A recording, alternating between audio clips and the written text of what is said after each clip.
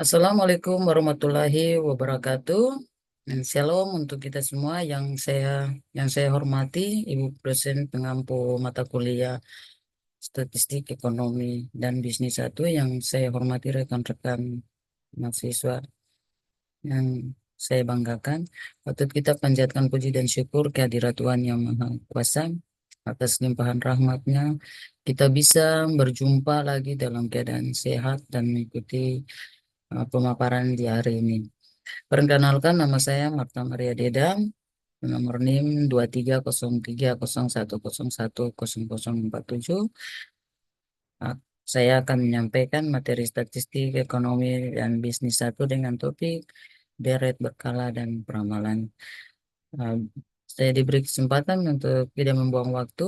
Dalam waktu 10 sampai 15 menit ke depan, saya akan menyampaikan deret berkala dan dengan materi hari ini dengan judul deret berkala dan peramalan. Pengantar, apa itu deret berkala? Deret berkala atau time series adalah sekumpulan data yang diukur pada interval waktu yang tetap. Yang kedua, contohnya itu penjualan bulanan, suhu harian, harga saham harian. Komponen deret berkala atau tren, pola jangkau panjang dan yang menunjukkan arah umum data. Siklus atau cycle, pola fluktuasi yang terjadi di sekitar tren, itu utama selama periode waktu yang lebih panjang.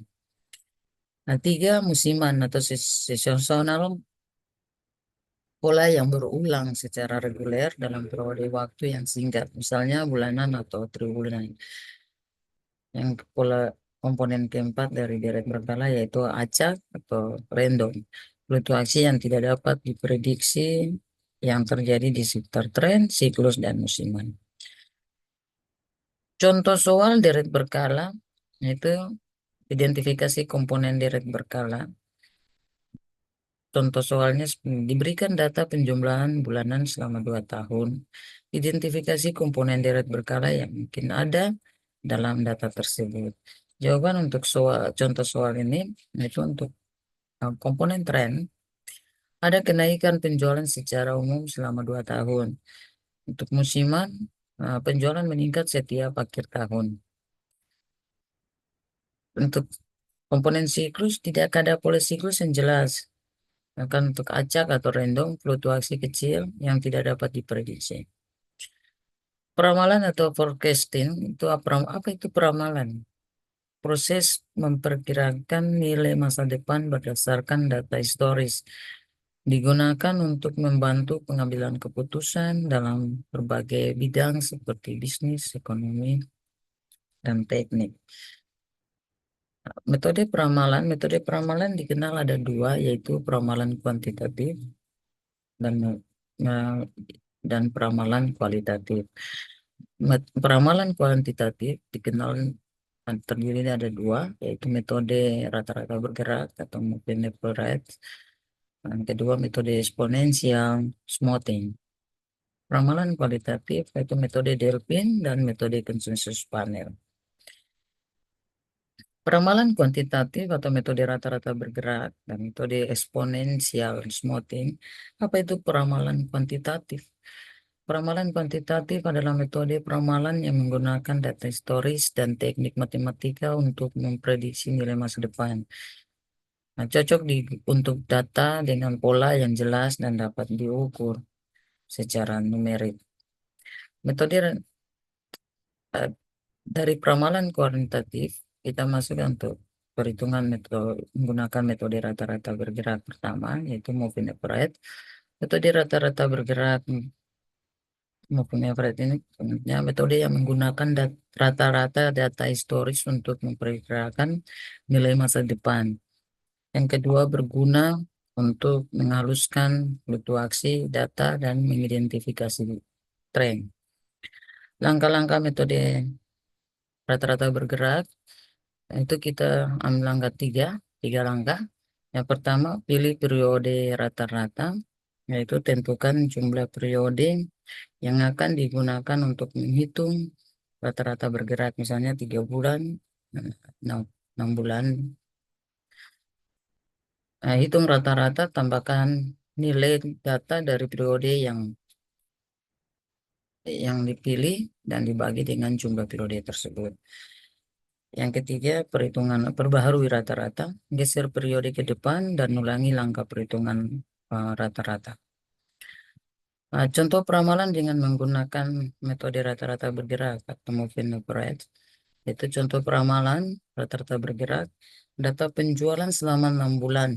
Itu angka yang kita dapat dari selama 6 bulan, yaitu 50, 55, 52, 60, 62, dan 65.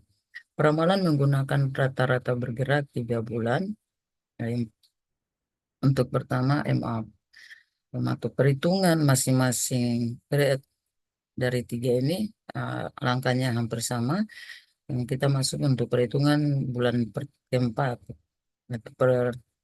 Perhitungan moving average bulan keempat itu kita dapat dari data penjualan 3 bulan sebelumnya, di mana kita ketahui bulan pertama dari 55,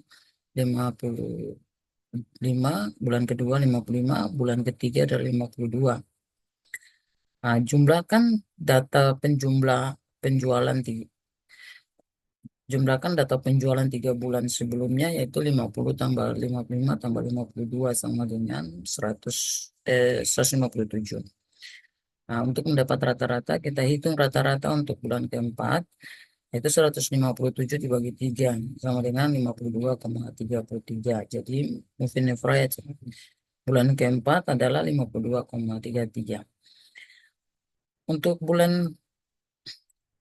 moving average untuk bulan keempat, perhitungan moving average rata-rata bergerak untuk bulan kelima, itu kita ketahui bulan kedua sama dengan 55, bulan ketiga sama dengan 52, dan bulan keempat itu angkanya 60.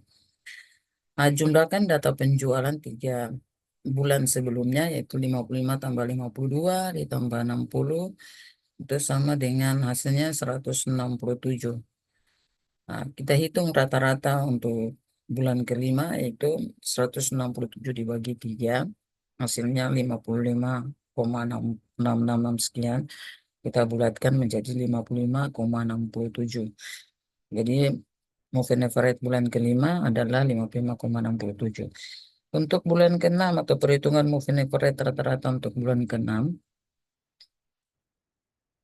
dengan data penjualan 3 bulan sebelumnya, itu bulan ketiga yang kita ketahui ada angka 52, bulan keenam bulan keempat untuk angka 60, dan bulan kelima adalah 62. Itu angka 3 bulan sebelumnya. Jumlahkan data penjualan 3 bulan sebelumnya, yaitu 52 ditambah 60 ditambah 62, itu kita peroleh hasil 174.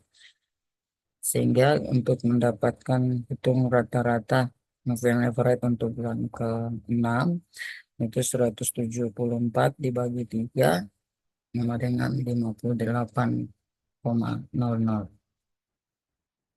Metode exponential smoothing itu metode yang memberikan bobot lebih besar pada data terbaru dan lebih kecil pada data lama, yang berguna untuk data yang menunjukkan pola musiman atau tren jangka pendek. Langkah-langkah metode exponential smoothing itu langkah-langkah metode exponential smoothing. Untuk pilih faktor smoothing atau alfa, tentukan nilai alfa antara 0 dan 1, hitung peramalan, gunakan perumus FT plus 1 sama dengan FT ditambah alfa, terus dalam kurung AT dikurangi FT, di mana FT tambah 1 itu peramalan untuk periode berikutnya. FT itu sama dengan peramalan periode saat ini. AT adalah data aktual periode saat ini. Contoh peramalan menggunakan metode exponential smoothing. Contoh peramalan exponential smoothing, data penjualan bulanan Itu diketahui ada 200, 210, 215, 220, 225. Nah, smoking factor atau alfa yang kita ketahui adalah 0,3. Nah, peramalan periode kedua atau F2 itu sama dengan F1 ditambah smoking factor dalam kurung S1 kurang F1 itu F2 sama atau peramalan untuk periode kedua sama dengan peramalan untuk periode sebelumnya atau periode pertama ditambah faktor smoking nilai antara 0 dan 1 dikurang dalam kurung data aktual untuk periode pertama dikurangi dengan peramalan periode sebelumnya. Nah, peramalan untuk periode kedua yang kita periode sebelumnya yang kita ketahui itu adalah 200. Asumsi peramalan awal sama dengan data aktual pertama. Nah, sedangkan data aktual untuk periode pertama kita ketahui adalah 210. 210. Nah,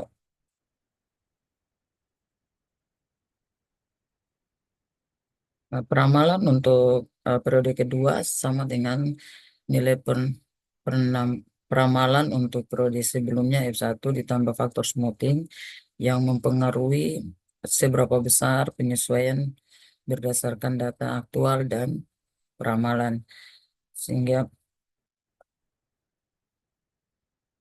peramalan periode kedua dihitung dengan menambahkan penyesuaian pada periode sebelumnya. Diperoleh angka 200 ditambah 0,3 dalam kurung 210 dikurangi 200.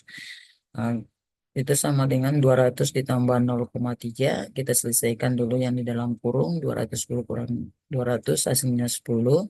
Nah, 0,3 dikali 10 dapatnya 3.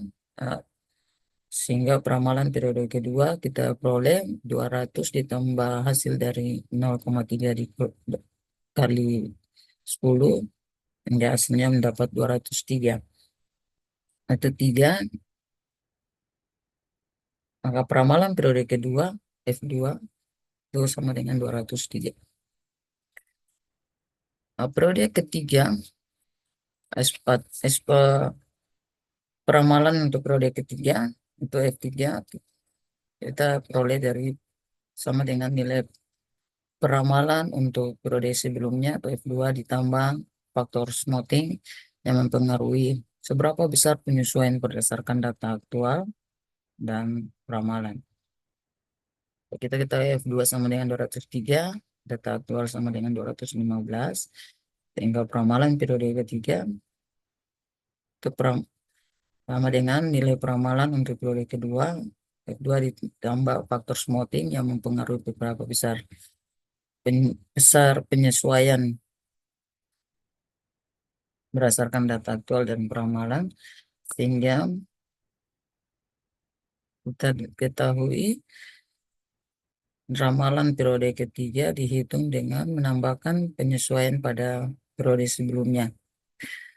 Maka ramalan periode ketiga kita dapat 203 ditambah 0,3 di dalam kurung 215 kurang 203 kita selesaikan dalam kurung itu 215 kurang 203 hasilnya 12, hingga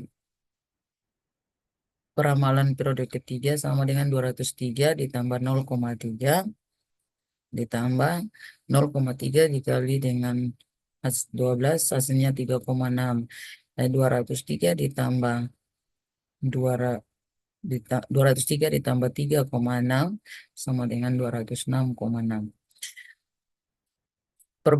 Perbandingan metode rata-rata bergerak dan eksponensial smoothing rata-rata bergerak itu menggunakan data beberapa periode untuk menghitung rata-rata memberikan bobot yang sama pada semua periode, cocok untuk data dengan sedikit variasi dan tren sederhana. Eksponensial smoothing itu memberikan bobot lebih besar pada data terbaru, lebih responsif terhadap perubahan terbaru dalam data, cocok untuk data dengan tren jangka pendek dan bola musiman. Peramalan kualitatif metodenya yaitu metode DLP dan metode konsensus panel. Apa itu peramalan kualitatif? Peramalan kualitatif adalah metode peramalan yang berdasarkan pada pada opini, institusi, dan penilaian objektif para ahli atau pemangku kepentingan. Digunakan ketika data historis tidak tersedia dan atau tidak relevan. Metode Delphi, metode peramalan yang menggunakan penilaian dari sekelompok ahli melalui serangkaian kuesioner, bertujuan untuk mencapai konsensus atau pemahaman yang lebih baik mengenai masalah tertentu. Langkah-langkah metode Delphi ada 5 langkah yang kami coba untuk ambil, yaitu metode pemilihan panel ahli. Memilih sekelompok ahli yang memiliki pengetahuan mendalam tentang topik yang diangkat. Yang kedua, penyisian kuesioner awal. Ahli diminta untuk memberikan pendapat dan perkiraan mereka melalui kuesioner. Yang ketiga, analisis data dan ringkasan. Jawaban kuesioner dianalisis dan diringkas oleh moderator. Kuesioner lanjutan, kuesioner baru disusun berdasarkan analisis awal dan didistribusikan kembali kepada para ahli untuk mendapatkan masukan tambahan. Pengulangan, yang kelima, pengulangan. Proses ini diulangi beberapa kali hingga mencapai konsensus atau pengurangan signifikan dalam perbedaan pendapat.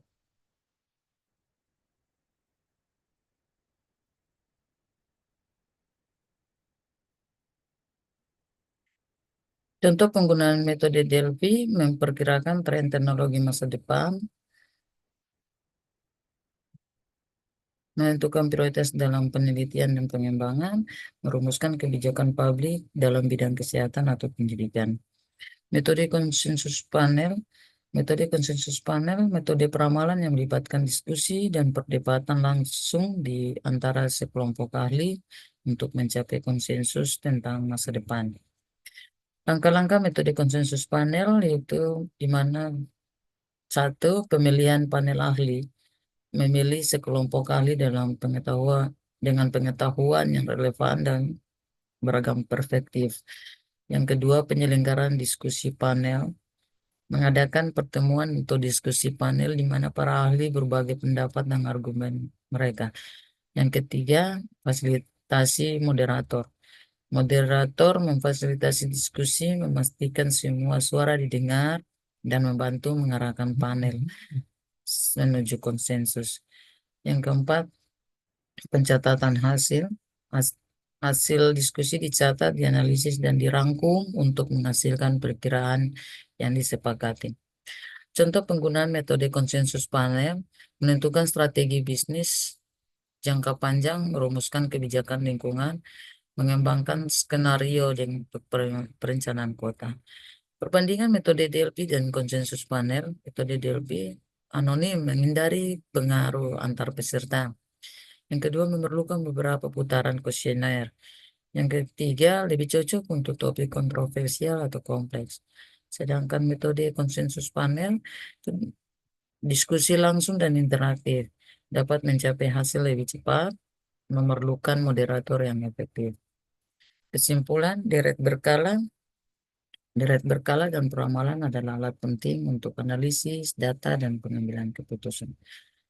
Nah, pemahaman tentang komponen deret berkala dan metode peramalan membantu dalam memprediksi masa depan dengan lebih akurat. Demikian pemaparan saya di hari ini. Mengakhiri pemaparan saya di hari ini. Mari kita terus belajar dan mengembangkan ilmu pengetahuan. Atas perhatian kami ucapkan terima kasih. Assalamualaikum warahmatullahi wabarakatuh. Shalom.